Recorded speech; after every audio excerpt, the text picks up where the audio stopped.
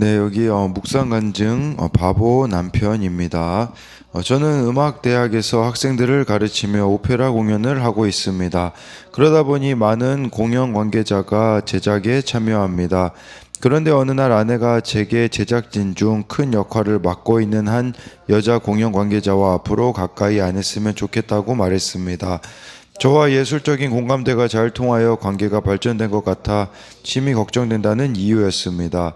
저는 그 관계자가 그동안 제가 힘들어하던 부분들을 담당해 주어 조금 편하게 일하겠다 싶었는데 아내의 말을 듣고 당황스러웠습니다. 더군다나 제 기준에서 의심받을 만한 행동을 한 적이 없기에 억울함도 올라왔습니다. 저희 부부는 한동안 이 문제로 갈등하다가 교회 부부 소그룹 모임에서 이 문제를 나눴습니다. 그러다 저는 문제의 본질이 아내의 소외감이 있음을 알게 되었습니다. 아내는 제가 자신보다 다른 여자와 작품에 대한 공감을 더 잘 나누니 옆에서 보기에 괴로웠던 것입니다. 그제야 저는 이런 상황을 정확히 파악하지 못하고 헛다리만 짚으니 답답한 마음에 목소리만 커졌구나 하고 깨달아졌습니다. 광야길에서 하나님이 친히 주신 만나를 귀히 여기지 않다가 불뱀에 물린 이스라엘 백성처럼 저도 입으로만 아내를 사랑한다고 외쳤습니다. 그러니 아내가 저를 신뢰하지 못하고 또 같은 분야에서 활동하면서도 저 혼자 공연 준비로 분주하니 소외감이 드는 것은 당연했습니다. 저는 아내를 항상 옆에 있는 사람이라 생각하고 무관심하여 아내의 마음을 몰랐습니다. 그저 아내가 공과 사를 구분하지 못한다고 생각하며 나는 떳떳하고 책 잡힐 만한 일을 한 적이 없다고 공허한 변명만 했습니다. 이렇게 저는 결혼 30년 차가 되어서야 모든 우선순위가 하나님 다음으로 아내여야 한다는 것을 깨달았습니다. 공동체의 권면대로 앞으로는 공연 준비의 모든 과정을 아내와 공유하겠습니다. 다른 사람에게 의지하여 편하게 가려는 저의 안일함을 회개하게 하시고 부부관계를 회복시켜 주신 하나님께 감사드립니다. 적용하기입니다. 아내와 수시로 배드민턴을 치며 함께 운동하겠습니다. 공연 준비를 할 때 아내에게 도움과 조언을 구하겠습니다. 네, 여기 아내가 한 여자 공연 관계자와 앞으로 이렇게 가까이 하지 않았으면 좋겠다고 큰 역할을 맡고 있는데 그분이 있으면 좀 편해지는 부분이 있어서 또 의심받을 만한 행동한 적이 없기에 억울함이 올라왔을 때 이렇게 소그룹 모임에서 나누었다고 하잖아요. 네, 그러다 문제의 본질이 아내의 소외감에 있음을, 그러니까 자신이 아내를 이렇게 소외시킨 것을 알게 되었다고, 이제 깨닫게 되었다고 하잖아요. 네, 그래서 공동체 이제 하나님 다음으로 우선순위가 아내여야 된다라는 것을 깨닫고 자신을 이렇게 또 바꾸어 가겠다라는 것처럼 우리도 마찬가지예요. 문제가 있을 때 그때 어떻게 이 문제 앞에 하나님께 순종할 수 있을까를 이렇게 고민한다면 문제 해결은 빠름을 또 볼 수 있어요. 네, 오늘 말씀 제목은 순종이 제일 빠르고 안전한 길입니다라고 이렇게 정한 이유는 이전에는 실패했던 곳들이 있거든요. 그곳에서 이렇게 오늘 또 승리를 거둔 내용이 나오고 또 불순종해가지고 이렇게 불뱀에 물려서 죽는 일이 있기 때문에 정말 순종이 제일 빠르고 안전한 길임을 알아야 합니다. 그래서 1절부터 3절을 보면요. 네겝에 거주하는 가나안 사람 곧 아랏의 왕이 이스라엘이 아다림 길로 온다함을 듣고 이스라엘을 쳐서 그중 몇 사람을 사로잡은지라. 이스라엘이 여호와께 서원하여 이르되 주께서 만일 이 백성을 내 손에 넘기시면 내가 그들의 성읍을 다 멸하리이다. 여호와께서 이스라엘의 목소리를 들으시고 가나안 사람을 그들의 손에 넘기심에 그들과 그들의 성읍을 다 멸하니라. 그러므로 그곳 이름을 호르마라 하였더라. 네, 이 지금 상황은 어떤 상황이냐면요. 가나안 사람 그 아랏 왕이 이스라엘 백성들이 그 아론의 죽음으로 이제 30일 동안 슬퍼했잖아요. 그때 이제 공격한 거죠. 네, 이렇게 공격을 했을 때 얼마나 당황스럽습니까? 우리도 갑자기 어떤 사건이 일어나고 우리를 당황스럽게 만드는 어떤 일들이 생길 수 있다라는 것이죠. 이때 당황하지 말고 2절 말씀처럼 하나님 앞에 이렇게 서원하여서 기도하는 거예요. 이게 기도하면 하나님께서 3절에 이스라엘의 목소리를 들으신다라는 게 무슨 말이겠습니까? 저와 여러분들의 기도를 하나님이 들으신다라는 것이에요. 그러니까 이런 관점으로 봐야죠. 왜 우리들의 인생에 문제가 생깁니까? 하나님께 기도하라고, 하나님과의 이 친밀함이 회복되어지라고 주시는 것이다 라고 할 수가 있는 것이에요. 그랬을 때 이 가나안 사람을 그들의 손에 넘기셔서 그들과 그들의 성읍을 다 이렇게 멸하게 되어집니다. 그리고 이곳의 이름을요 호르마라고 부르는데요. 호르마, 어디서 많이 듣지 않았습니까? 제가 여기 가지고 와봤는데 민수기 14장 45절에요. 아말렉인과 산간지대에 거주하는 가나안인이 내려와 그들을 무찌르고 호르마까지 이르렀더라. 이 민수기 14장의 상황은요, 이스라엘 백성들이 막 그 12정탐꾼 후에 불평해요. 그래서 하나님께서 너희 광야에서 다 죽게 될 거다라고 했을 때, 그때 그럼 싫어요, 저희 광야 생활 싫어요, 저 가나안 땅 들어갈래요, 억지로 들어가다가 패배한 곳이 호르마였어요. 호르마는 완전한 멸망, 완전한 패배, 이제 이런 의미를 가지고 있거든요. 근데 오늘 말씀에서는 완전한, 그러니까 이 민수기 14장에서는 이스라엘 백성들이 그렇게 완전히 멸망당했다면 불순종으로, 오늘 말씀에서는 이제 순종했을 때 완전히 그들에게 멸망을 가져다 줬다라는 게 무슨 말이겠어요? 완전한 승리를 얻게 되었다라고 의미가 바뀐다라는 거예요. 이 호르마라는 것은 민수기 14장에서는 패배의 의미였으나 지금 여기서 순종했을 때는 패배의 의미가 아니라 바로 승리로 하나님이 바꾸어 주신 것임을 이렇게 말씀해 주고 있는 것입니다. 그래서 우리가 이 내 속에 있는 세상 가치관과 욕심을 다 멸할 때에 이렇게 어떤 사건이 왔을 때 우리에게 필요한 게 이거예요. 내 안에 있는 세상 가치관, 욕심, 죄, 이것을 다 멸하는 것이 패배를 승리로 바꾸는 길이라는 것입니다. 그래서 이것에 대한 적용으로는요, 내가 다 멸해야 할 가나안의 가치관과 욕심은 무엇입니까? 그래야 승리할 수 있습니다. 이 세상의 가치관, 욕심을 우리가 멸해야 완전한 승리를 할 수 있다라는 것을 기억해야 합니다. 4절 5절을 보면요, 백성이 호르산에서 출발하여 홍해 길을 따라 에돔 땅을 우회하려 하였다가 길로 말미암아 백성의 마음이 상하니라. 백성이 하나님과 모세를 향하여 원망하되 어찌하여 우리를 애굽에서 인도해내어 이 광야에서 죽게 하는가?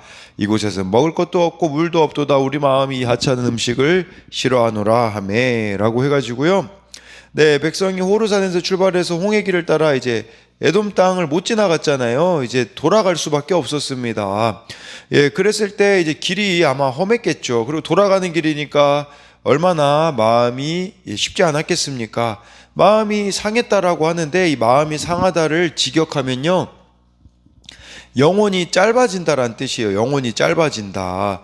그러니까 마음이 막 조급해서 분노하는 상황을 표현하고 있는 것이겠죠. 그래서 백성들은 이제 홍해 길로 돌아가는 것 때문에 지금 참지 못하고 이렇게 화를 내고 있습니다. 그래서 참 우리도 마찬가지지 않겠습니까? 어떤 일이 있을 때 영혼이 짧아지면, 마음이 상하면 우리도 이렇게 불평할 수 있는 부분들이 있는 것이겠죠. 그래서 마음을 지키는 것이 하나님과 친밀한 가운데 항상 동행하는 게 중요하지 않겠습니까? 그러자 5절에 또 주제가예요. 이것은 광야 생활 주제가죠. 원망의 노래라고 할 수 있는데, 이 광야에서 또 죽게 하냐고, 먹을 것도 없고 물도 없고, 우리 마음이 이제 또 이게 또 잘못됐죠. 이 하찮은 음식을 싫어한다. 하나님이 주신 거거든요. 만나를 이들이 지금 하찮은 음식이다라고 이렇게 표현해 주고 있는 것은 뭘 말하겠습니까?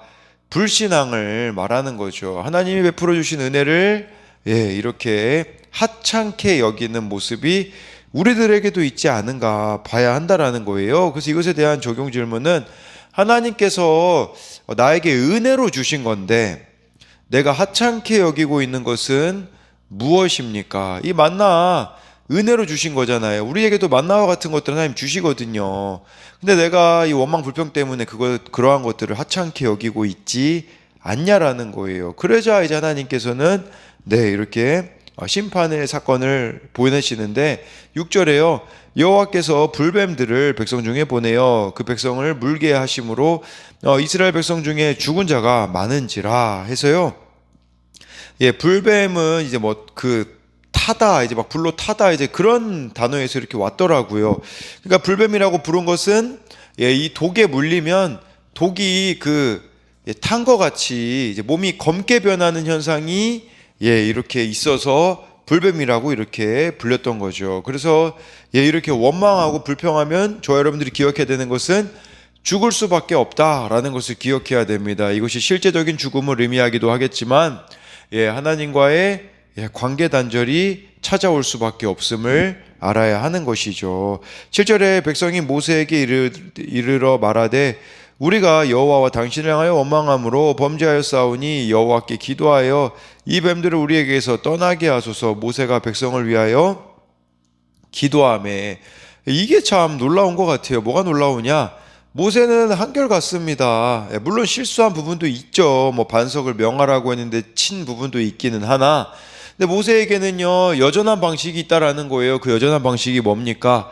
모세가 백성을 위하여 기도하매 라고 이렇게 말해주고 있는 것이겠죠. 그렇기 때문에 우리도 이렇게 참 원망 불평할 일이 얼마나 많이 있습니까? 근데 중요한 것은요, 원망 불평할 일이 없는 인생이 사실 어디에 있겠습니까? 그러나 그때 여전한 방식으로 하나님과 교제하고 있는가, 이게 바로 문제의 해결을 가져다 준다라는 것을 저와 여러분들이 아셔야 돼요. 그렇기 때문에 제가 하라는 게 뭐냐면, 원망할 일, 불평할 일, 슬픈 일이 찾아오잖아요. 그럼 제가 큐티하라고 말하는 이유는 그 여전한 방식으로 나아갈 때 정말 하나님께서 회복시켜 주시는 것이 있기 때문인 것이죠. 그래서 이것에 대한 적용은 어떤 일이 있든 여전한 방식으로 하나님과 교제하고 있습니까? 어떤 일이 있는 게 문제가 아니에요.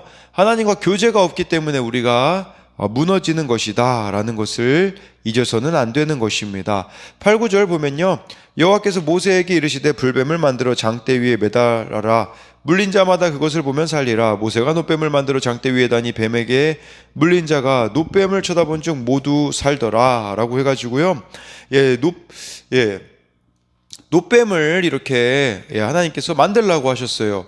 근데 이거 그냥 한 번에 다 이스라엘 백성들을 고쳐주면 이거 간단한 거 아닙니까? 그런데 그렇게 안 하세요.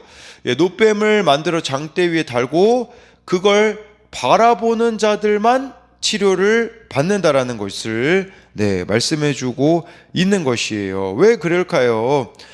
끝까지 안 바라보는 사람이 있었다라는 것을 우리들에게 말해주는 것이 아니겠습니까?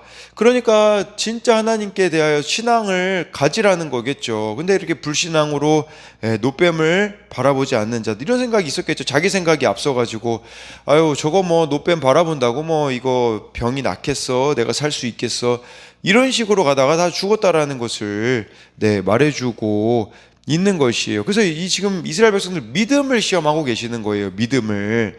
그러니까 우리가 그걸 봐야 돼요. 지금 계속해서 민수기를 통해서 알아야 되는 것은요, 광야에요 결핍이라는 게 다 있어요. 물도 없고 상황도 환경도 어렵고. 근데 왜 하나님이 우리에게도 결핍이라는 게 다 있잖아요. 왜 결핍을 주실까요? 우리의 믿음을 시험하기 위해서다라는 것을 아셔야 한다라는 것이고, 또한 이 결핍이 우리에게 주어지는 이유는 다른 것이 아니라 우리 인생은 하나님 없이는 살아갈 수 없는 존재라는 것을 깨닫게 해주시기 위함인데, 놋뱀 자체의 능력이 있었을까요? 아닙니다. 하나님 말씀 자체의 능력이 있었던 거예요. 이 놋뱀을 바라보면 살리라고 하나님이 말씀하신 것의 능력이 있는 거지, 이 놋뱀 자체의 능력이 없다라는 것을 아셔야 된다라는 거죠. 제가 이 이야기를 드리는 이유는요, 나중에 이스라엘 백성들이요 예루살렘 성전에 느흐수단이라는 것을 열왕기하 18장 4절에 보면 나오거든요. 느흐수단이라는 이 구리로 만든 뱀을 보관해요. 그러니까 이걸 약간 좀 우상처럼 가지고 있었던 거죠. 그러니까 이게 마치 자기에게 풍요를 가져다 주는 그런 걸로 오해해가지고 있잖아요. 이런 것들을 보관하게 되어져서 나중에 그것을 없애는 그런 내용이 나오거든요. 이걸 아셔야 된다라는 거겠죠. 우리도 자꾸 노뱀 같은 거 막 이런 거 막 붙잡고 있으려고 합니다. 근데 그게 아니라 말씀이 중요하다라는 그 기준을 기억해야 된다라는 거죠. 근데 노뱀이 장대 위에 달리잖아요. 누구를 예표하는 거겠습니까? 예수 그리스도를 예표하는 거죠. 예수님이 우리를 위하여 십자가에 못 박혀 죽으신 거. 예수님 믿는 방식도 동일합니다. 그 십자가를 바라보는 거예요. 나를 위해 죽으셨다는 사실을 믿을 때에 우리 가운데 있는 바로 이런 불뱀으로 인한 그런 고통들이 사라지게 된다라는 것을 기억해야 됩니다. 그래서 우리도 근데 지금 나는 이 세상을 살아가면서 뭘 바라보고 있는가, 이게 참 중요한 것 같아요. 볼 게 얼마나 많습니까, 세상에. 스마트폰, 뭐 드라마, 바라보고 싶은 것들이 넘쳐나지만 악과 음란으로 그것은 갈 수밖에 없는 거죠. 내가 보호받고 살 수 있는 길은 말씀과 기도로 예수님을 바라보는 것밖에 없음을 아셔야 합니다. 그래서 이것에 대한 적용은 내가 하나님의 말씀보다 더 좋아하며 바라보는 것은 무엇입니까? 광야 길이 멀고 험하다고 하나님과 영적 지도자를 원망하다가 어떤 불뱀에 물렸습니까? 내가 봐야 할 내 죄와 듣고 순종해야 할 말씀은 무엇입니까? 뭐 10절부터는 뭐 다 읽지는 않고요. 뭐 몇몇 구절만 이렇게 설명드리면, 이스라엘 자손이 이제 이 사건 이후에 오봇을 진을 쳤다고 10절에 나와요. 오봇이라는 뜻은 땅에 판 구멍들이라는 거예요. 그냥 땅에 구멍들이 많은 뭐 아마 그런 곳이었기 때문에 불평이 나올 수도 있었겠죠. 근데 이제는 이 사건 이후로는 또 불평하지 않습니다. 불평하지 않으니까 어때요? 빨리빨리 진도가 나가는 걸 볼 수 있잖아요. 막 따로 설명이 없잖아요. 11절에 또 그 다음에 이에야 바림으로 가서 진을 쳤대요. 이에야 바림은 페어의 광야예요. 이 페어의 광야였으니까 여기서도 또 불평할 만하지 않겠습니까? 불평 안 합니다. 안 하니까 이제 어디에 가게 되어지냐? 세렛 골짜기 간다고 12절에 나와 있잖아요. 세렛 골짜기는, 세렛은 버드나무 숲이고요. 그 다음에 또 이제 13절에 보니까 골짜기와 이제 아르논 강 건너편, 아르논은 포효하는 강이라고 이렇게 말해주고 있습니다. 순종하면 이렇게 빨리빨리 진도가 나가는 것을 우리가 볼 수 있는 거죠. 이게 우리의 가정에도, 교회 공동체에도 마찬가지지 않겠습니까? 저와 여러분들이 순종해 나가면 이렇게 계속해서 하나님께서 이끌어 가시는 이것들을 우리가 볼 수가 있는 거죠. 14절부터 이제 18절도 또 보면 이제 몇몇 구절을 보면요. 그러다가 이제 여기서 또 뭐 중요한 것 중에 하나가 이제 16절에 이제 부엘에 이르거든요. 부엘에서 내가 그들에게 물을 주리라 하시던 이제 우물이라라고 해서 부엘의 우물을 또 이렇게 하나님이 허락하세요. 그때 어떻게 됩니까? 17절에 이스라엘이 노래를 해요. 우물물아 솟아나라, 너희는 그것을 노래하라 라고 하면서, 그러니까 그렇게 원망과 불평했던 그들이 회개하고 돌이키자 하나님께서는 알아서 필요한 걸 공급해 주세요. 이걸 좀 알았으면 좋겠어요. 저와 여러분들이 회개하고 하나님과 동행하잖아요. 알아서 우리의 인생에 하나님이 부엘의 우물을 허락해 주신다라는 거죠. 그래서 이걸 기억하셔야 되는 거예요. 광야의 길에서 필요한 분은 하나님입니다. 하나님이면 충분하다라는 것을 이 광야 생활을 통해 볼 수가 있는 거죠. 전쟁에서 승리하는 거, 죄로 죄지은 우리들이 용서받는 거, 영혼 구원, 일용할 양식조차도 우리 하나님 아버지께서 다 공급해 주신다라는 거예요. 어떤 자들에게요? 순종하는 자들에게라는 것이죠. 그래서 이것에 대한 적용은 말씀의 인도를 따라 진을 치거나 떠나야 할 나의 환경은 무엇입니까? 하나님이 광야에서 내게 주신 우물은 무엇입니까? 이 광야와 같은 우리 인생길에 허락하시는 우물과 같은 것들이 저와 여러분들에게 무엇이 있느냐라는 것이죠. 마지막으로 19, 20절을 보면요.